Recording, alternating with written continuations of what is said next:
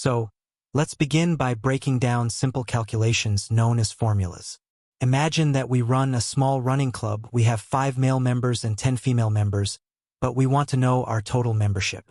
Therefore, we need to add these two values together. Step 1. Click on the cell where you want the answer to appear. Step 2. Type equals. By always following these 2 steps, you're halfway there. Next, I could do what I do on a calculator. Type 20 plus 10, and press enter, which gives me the correct answer. However, this method is not very efficient and prone to errors. More importantly, if either of these values changes, I would have an incorrect total. So let's do it the Excel way instead. Type equals, click on the first value you want to add, type plus, click on the second value you want to add, and press enter. We get the same answer, but if our female membership suddenly increased to 15, the total will automatically recalculate. That is part of the power of Excel.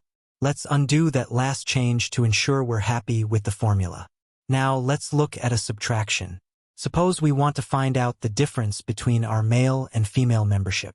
Again, click on the cell, type equals, click on D5, type a minus, just a dash.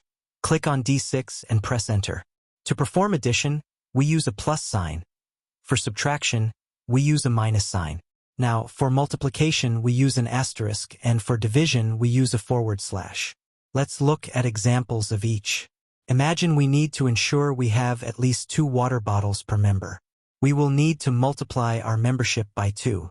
Start with equals, click on our members, type the asterisk, click on the 2, and press enter.